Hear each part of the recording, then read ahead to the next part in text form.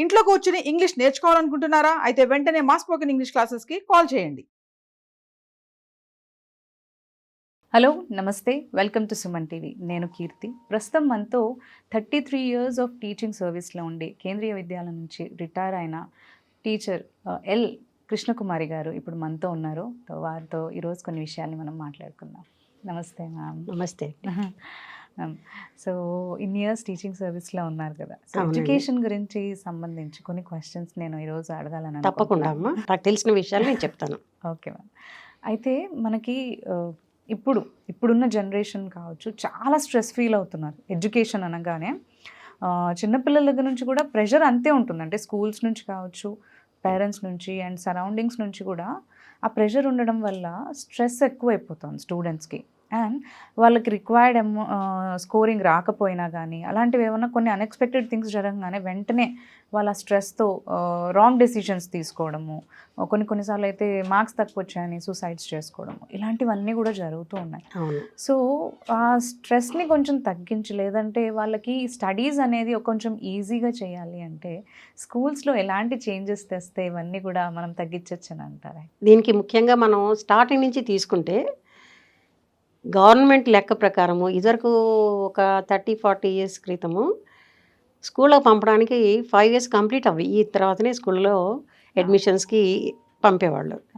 ఈ రోజుల్లో ఏంటంటే తల్లిదండ్రులు ఇద్దరు ఉద్యోగస్తులు అవడం వల్ల 3+ ఇయర్స్ నుంచే పిల్లల్ని స్కూల్లోకి పంపించేస్తున్నారు.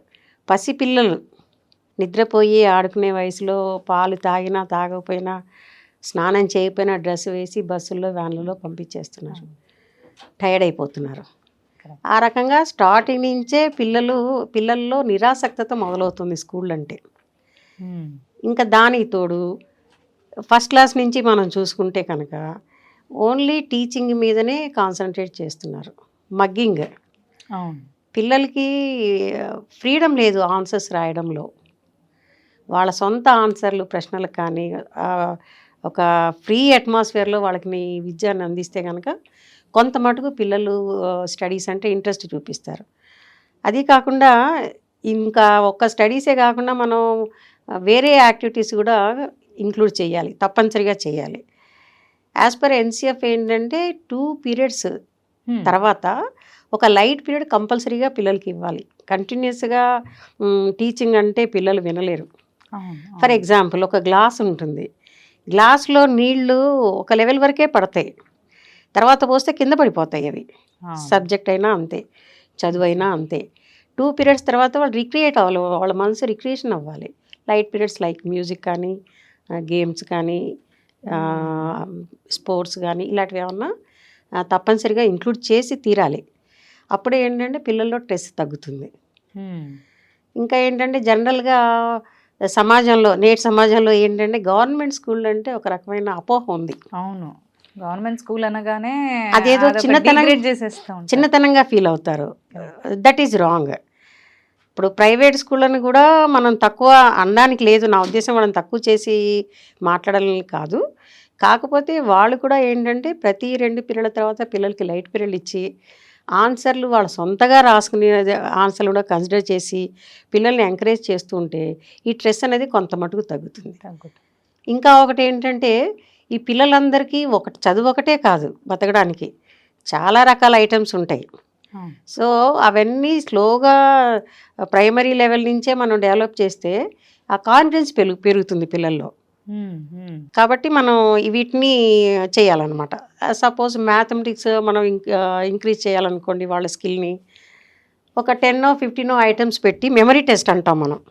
టేబుల్ మీద ఐటమ్స్ పెట్టి కౌంట్ చేయమంటాం. దాంతో 2 లాభాలు ఏంటంటే వాళ్ళ మెమరీ పెరుగుతుంది, ఇంకోటి అక్కడ కౌంటింగ్ మీద వాళ్ళ కాన్సన్ట్రేషన్ పెరుగుతుంది. ఇలా చిన్న చిన్న గేమ్స్ మనం ఆడించవచ్చు. ఇంకోటి ఏంటంటే ఫస్ట్ క్లాస్ పిల్లల్ని తీసుకున్నట్లయితే ఇప్పుడు ఇదివరకు రోజుల్లో పలక మీద దిద్దిచ్చేవాళ్ళం, ఇప్పుడు అది పోయింది. అంటే కొన్నిసార్లు టీచర్లు మేము కూడా అనుకుంటాం మారాలి, మనం కూడా పిల్లలతో పాటుగా విద్యా విధానం మార్చుకుంటే వాళ్ళకి తొందరగా నేర్చుకుంటారని ఒక తాపత్రయం ఉంటుంది టీచర్లకి. దానికోసం మేమేం చేస్తామంటే 4 రకాలు 5 రకాలు ఇవి పల్సెస్ ఉంటాయి కదా, పప్పు ధాన్యాలు, శనగలు, మినువులు, అవన్నీ క్లాస్ మొత్తాన్ని 4గా డివైడ్ చేసి ఒక్కొక్కరికి ఒక్కొక్క పల్స్ ఇచ్చేస్తాం బ్యాగ్లో కవర్లలో. ఒకరోజు టార్గెట్ మాకు 4 లెటర్సే నేర్పాలి. స్టార్టింగ్లో అన్నీ రావు. అవును అవును. ఇంకా చెప్పాలంటే ఫస్ట్ రోజు నాడైతే అసలు మేమేమీ చెప్పం. అసలు 1 మంత్ వరకు వాళ్ళని స్కూల్ వైపు అట్రాక్ట్ చేయడమే మా పని. నిమ్మళంగా బయటికి తీసుకెళ్ళి ఆ లెటర్స్ షేప్లో పిల్లల్ని నుంచోపెట్టి మట్టిలో గీతలు గీసి అక్షరాలు గీసి దాని మీద నుంచోబెట్టి ఆ రకంగా ప్లేవే మెథడ్లో కూడా మేము టీచింగ్ చేయడానికి ప్రయత్నిస్తే పిల్లలకి ఆ ఫ్రీ అట్మాస్ఫియర్, స్కూల్ అంటే వాళ్ళకి భయం పోయి ఇష్టంగా వాళ్ళు ఇష్టం ఉంటే ఎక్కువగా నేర్చుకుంటారు. అవును అవును. ఇవన్నీ కూడా అన్ని పాఠశాలల్లో ఉండాలి. ఇంకా ఏంటంటే గవర్నమెంట్ సైలెంట్ ఫీచర్స్ ఏంటంటే కొన్నిసార్లు అనిపిస్తుంది ఎందుకు గవర్నమెంట్ స్కూల్ అంటే వీళ్ళకి అపోహ అని. చాలా విషయాలు గవర్నమెంట్ స్కూళ్ళల్లో జరిగేవి బయట ప్రైవేట్ స్కూళ్ళల్లో జరగవు. ఎలాగంటే సెంట్రల్ గవర్నమెంట్ ఒక ఆర్గనైజేషన్ని కండక్ట్ చేస్తుంది. ఎన్సీఆర్టీ అని మైసూర్లో ఉంటుంది హెడ్ ఆఫీస్. దాంట్లో విద్యావేత్తలు ఏం చేస్తారంటే సమాజానికి కావాల్సిన మార్పులన్నీ అబ్జర్వ్ చేసి అవన్నీ లిస్ట్ అవుట్ చేసి కరికులంలో యాడ్ చేస్తారు. మనకి ఎడ్యుకేషన్లో ఈ కరికులం అంటే పాఠ్య ప్రణాళిక అంటాం మనం తెలుగులో. ఓ టీచరు నాకు ఇన్ని పీరియడ్లు కావాలి నేను కంటిన్యూస్గా చెప్తానంటే అలా కుదరదు. లాంగ్వేజ్లకి మ్యాథమెటిక్స్కి 8 పీరియడ్స్ లీజర్గా చెప్పాలి. ఇంకోటి ఏంటంటే లాంగ్వేజెస్ ఆఫ్టర్నూన్ సెక్షన్లోనే చెప్పాలి మోస్ట్లీ. మార్నింగ్ సెక్షన్లో పిల్లలు ఫ్రెష్గా ఉంటారు కనుక మ్యాథ్స్ సైన్స్ టైం టేబుల్ ఇవ్వాలంటారు, మాకు సజెషన్స్ ఇస్తారు. సమ్ టైమ్స్ ఒకే టీచరు 2 సెక్షన్స్కి మ్యాథ్స్ సైన్స్ చెప్పాలనుకోండి, అలా కాంట్ బట్ సిచ్యుయేషన్లో సూన్ ఆఫ్టర్ లంచ్ ఇస్తారు. 7th 8th periods only for CCA periods, light పీరియడ్స్కే ఇస్తాం. పిల్లలు ఇంకా టైర్డ్ అయిపోతారు వాళ్ళు. అందులో వాళ్ళని పంపిస్తే బయటికి తీసుకెళ్ళినా పాటలు పాడించినా వాళ్ళు చాలా రిక్రియేషన్ వచ్చేసి ఆనందంగా ఉంటారనమాట. ఈ రకంగా పాఠ్య ప్రణాళిక చేసేప్పుడు టీచర్స్ని కూడా గమనించాలి. అందరు టీచర్లు ఒకే సబ్జెక్టులో పర్ఫెక్ట్గా ఉండరు.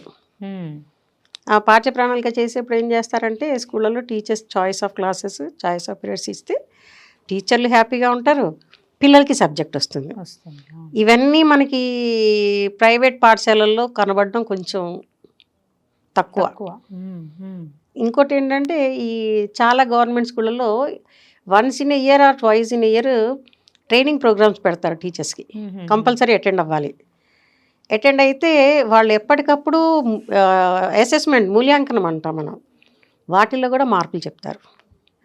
ఇంకోటి ఏంటంటే గవర్నమెంట్ విద్యావేత్తల అభిప్రాయం ఏంటంటే చాలామందికి ఓరల్గా చెప్తారు కానీ రిటర్న్గా రాయరు. ఈ పరిస్థితి ఎప్పుడు ఉండదు. పిల్లల్లో ఎవ్రీ క్వార్టర్కి చేంజ్ వచ్చేస్తుంది. దాన్ని మనం అర్థం చేసుకుని పిల్లలకి టైం ఇవ్వాలి. సడన్ చేంజ్ వచ్చేస్తుంది, స్పార్క్ అంటాం మనం.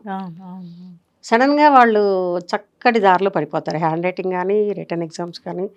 సో ఇవన్నీ గమనించి ఏంటంటే ఓరల్ కూడా 50% మార్క్స్ ప్రైమరీ లెవెల్లో ఇవ్వమని చెప్తారు, ఎక్స్ప్రెస్ చేస్తారు ఓరల్గా.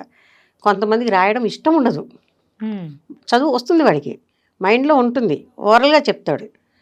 నా ఎక్స్పీరియన్స్లో పిల్లలు కిటికీలోంచి పెన్సిల్ బయట పడేసేవాళ్ళు ఎగ్జామ్స్ రాయాలంటే. ఇంకా బాగా చదువు బాగా క్లోజ్గా ఉన్న పిల్లలు, మేడం నాకు టెస్ట్ రాయాలని లేదు, ఓరల్గా చెప్తాను వినండి. సో మేము అలాంటి పిల్లల్ని వేరియస్ విధంగా టెస్ట్ చేసేవాళ్ళం. టీచర్స్ మేము నమ్మేవాళ్ళం వీడికి వస్తుంది కాబట్టి మనం ఓరల్ మార్కులు వీడికి ఇవ్వచ్చు. ఇలాంటి వాతావరణం అన్ని స్కూళ్ళల్లో ఉండగలిగితే ఎక్స్ట్రీమ్ స్టెప్స్కి పిల్లలు వెళ్ళకుండా సరిపోతుంది.